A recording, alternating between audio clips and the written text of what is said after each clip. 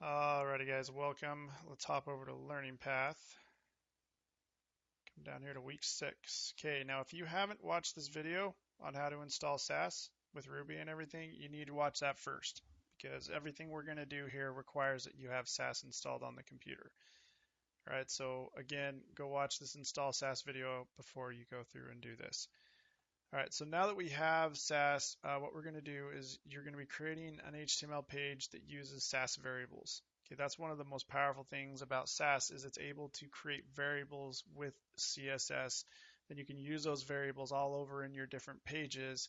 And so if you ever need to change something, all you got to do is change that value of the variable and you've just changed your whole web page. So that's the first assignment we're going to do with SASS is we're going to create a SASS page, create up some variables, and you'll be on your way. You need to have a number, a string, a list, and a color variable. We'll talk about those. This page, I don't care what it's about, but it does need to have some sort of theme behind it. Don't just make a bunch of junk, like throw in some pictures, throw in everything. I mean, this is advanced CSS. You should know how to do typical CSS stuff now. But this page needs to be styled. It needs to be complete. Don't spend forever on it. The main point that we're focusing on is just understanding how to use SASS, how to compile it, and things like that. But make it a complete, good-looking page. Don't just put a bunch of crap on it. Okay. So once you're done, you're going to compile the SCSS file into a CSS file. I'll show you how to do that. And then you're going to make sure the HTML file is attached to that CSS file that was created. Then you're going to upload all your files to your host. Give me the link to the HTML file so I can see it. But this is the big, make sure you do this or you're not going to get any points. You got to attach your SCSS file. Okay, because basically you're using SCSS to do all the different variables and stuff, but you then compile that file into a workable CSS file that you actually use on your HTML file. And you'll see that, but you need to attach that SCSS. So you'll come in here. Let me actually have to create the thread. That would be useful. So SSS variables. Actually, no, let's go. Okay.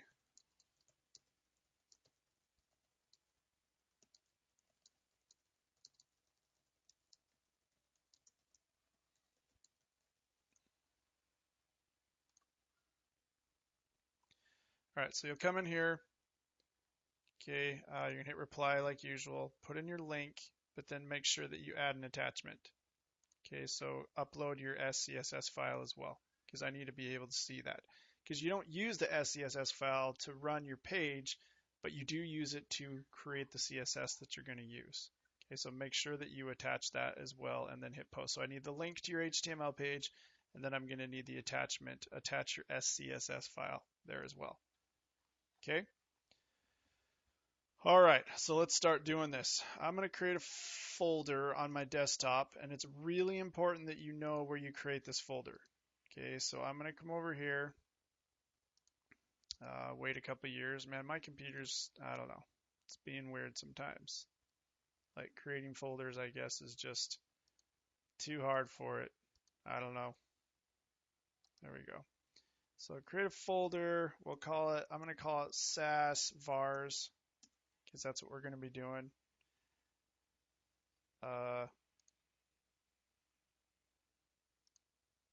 What?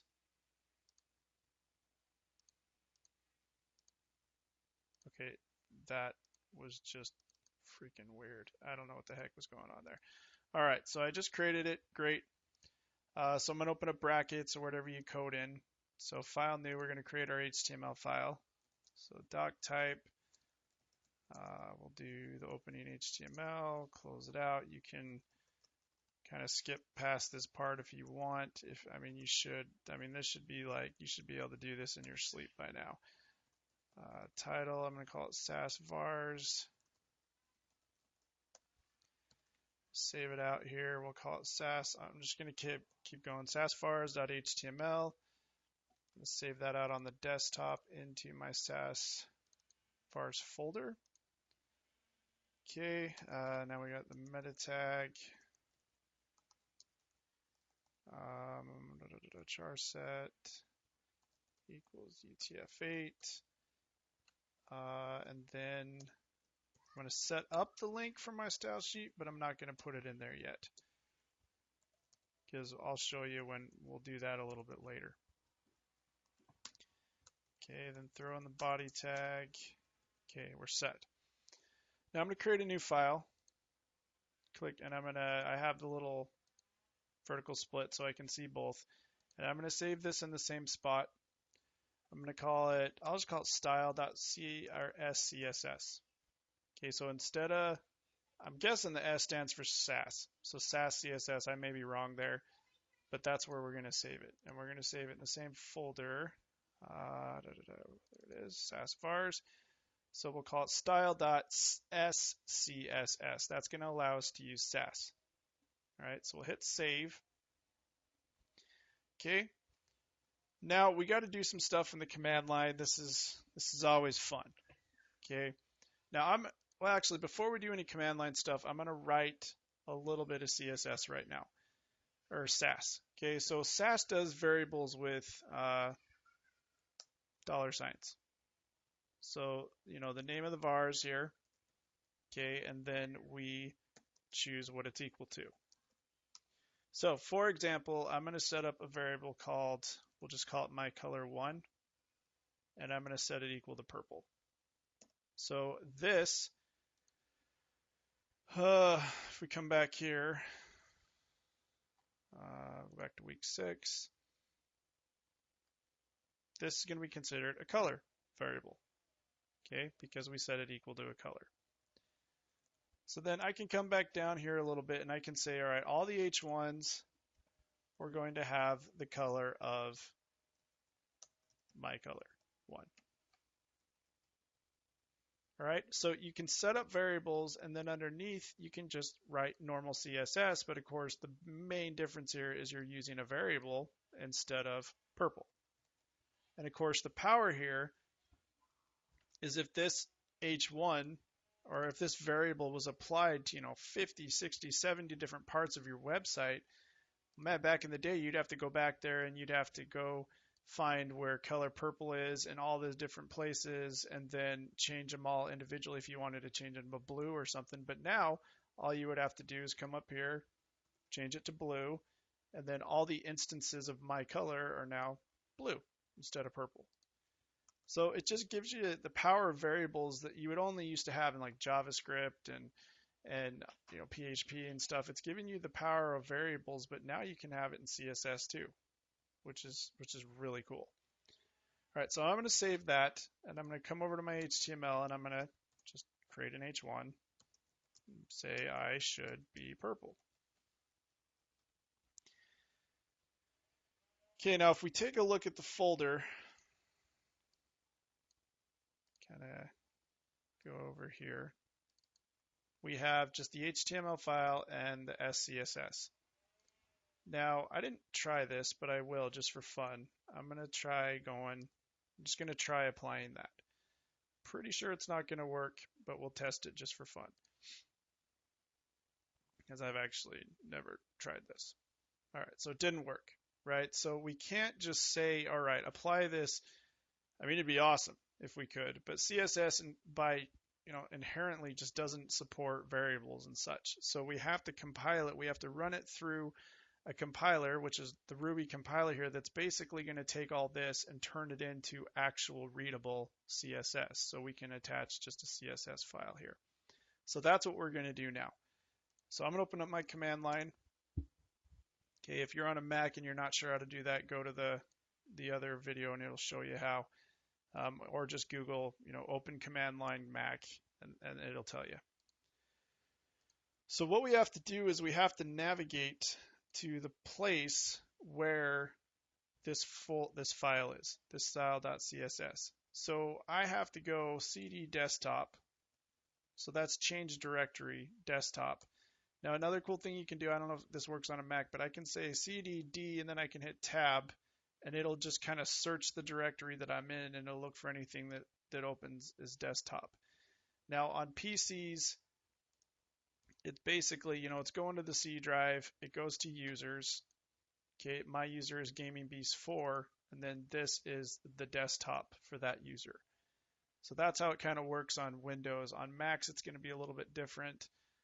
To be honest, I'm not sure. If you save everything on the desktop, just Google, path to desktop Mac or something like that, and you should be able to find it. But I'm going to say CD desktop, hit enter.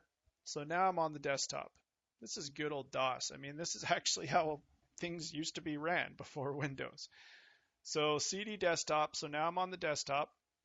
Okay, well, I'm inside of a folder called SASS Vars, so I need to go into there now. So CD SASS Vars, hit enter. Okay, so now I'm inside of that folder. Okay, and that's it. I just need to navigate to the folder where everything is located. Okay, so once I'm in that folder, I'm inside my project folder, there are some SASS commands that I can use. And actually, I need to pause this video so I can pull them up for you.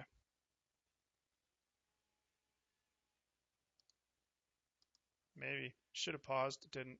Maybe this time. Okay, so here they are. Here's the commands that we can do. So we talked about a few of these already. So SASS dash question mark, that'll tell you if it's installed or not. It is, because it's giving me all that stuff. Now, what I can do is I can do SASS, because I'm using a SASS command, dash dash update, and then the name of the file. So it's not that one. So I can say update style.scss. So I can say update style.scss, and I hit enter. It goes inside of SASS Vars and it looks for style.scss. It finds it, and then it compiles it into a CSS file that I can use. So now if I come back here, I see this .map, which to be honest, I'm not really sure what the heck this is, and then it gives me the .css file that I can use. And it gives me some sort of cache folder. So now I can come back here, and now it's given me a CSS file that I can use. So style.css. So I can save that, go back here. Okay, now it's purple. So it takes these variables, we run it through the compiler, it converts it to, well, let's see what it converted it to. So we can open that up, the CSS file that it created. Okay, and it created usable CSS using the SASS way, the SASS things that you write here, the SASS code. So it's not that you're going to be creating a SASS file and using it on your web page. You're using the SASS to do all the legwork and all the grunt work and to create everything. And then when you're done, you compile it into a CSS file that can be used by the HTML file. All right, so let's go back here and let's write some more stuff. Oh, here's another thing that you need to know. So it's going to be, it'd be kind of annoying to have to go SASS -- update style.scss every time we make a change, right? Because usually when you're doing this work, you want to make a few changes here, save it, and then come back and see if it worked, right? Well, right now that isn't how it's working. So what we can do is we can set up there's a watch command that we can use that makes it so every time we save the SCSS file, it'll automatically compile it into the CSS, and then we'll be able to see the changes that we've done. So we'll want to do that now. So we do SASS -- watch is what it's called, and this is right here. And we're going to watch this SCSS file. So style.scss. And now it says SASS is watching for changes. We hit Control-C to stop. So now when I come in here and we'll make some changes, hopefully we'll be able to see them work. So I'll come up here.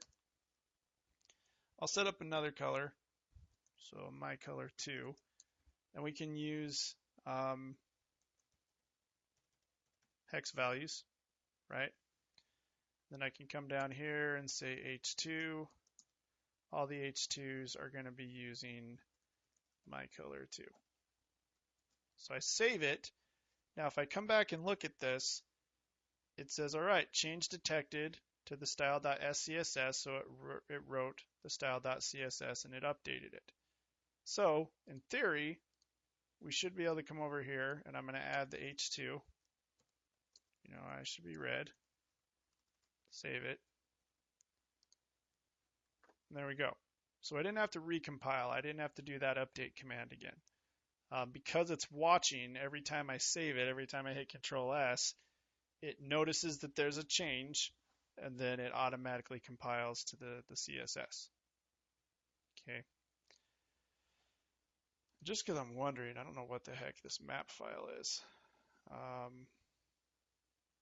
Okay, it looks like it's, I don't know, some sort of file that tells it where to look, would be my guess. Interesting. Okay, cool. All right, so let's keep going. Let's show you all the different other things you can do. So you can do a string variable. So I could call it like string var. And I'm going to say, well, no, let's not do the string var yet. We'll save that for last. So we could say my font size, and then we could say, 45px.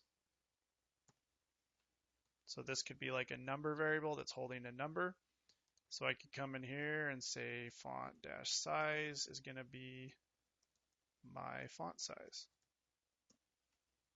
Save it. Hopefully it compiled it. Come over here. Sometimes you may have to hit refresh. Okay, and it worked. So we're good to go there.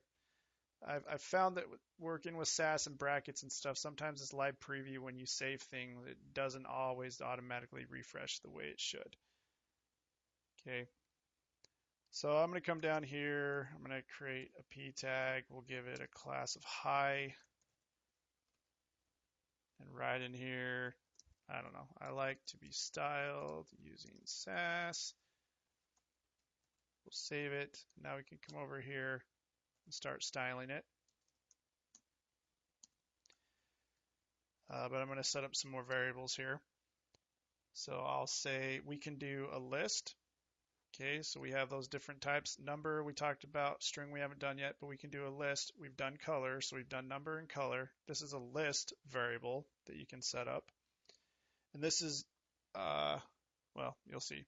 So we could say like thin border. So there's those properties in CSS that can accept multiple values, and this is what a list variable is. So I could say this is for a thin border, so like 1px, solid, and then I could even put in variables here. I could say my color too. So this, I could use this value here, this variable, to create a border with 1 pixel. It's a solid border and it's red, right? So you can use variables inside of variables, which is kind of cool. So I can say border, and then the border that I'm going to use is thin border. I could say, font size. We could use my font size again. Let's see, we'll kind of save it and we'll take a look at it here now. So there it is. I like to be styled using SASS. Okay, it used the 1 pixel red border, solid border. Okay. Let's keep throwing in some more variables here. We can do like padding. We could do a padding variable. And we could just do the same thing, 15 pixels. This is another list variable. So then I could say padding var. Save it, come back here, refresh. Okay, then we got the 15 pixels of padding in there. I could even, I don't know, set up my font, and we could call it Arial. So everywhere I'd want to apply Arial, just font dash family, my font.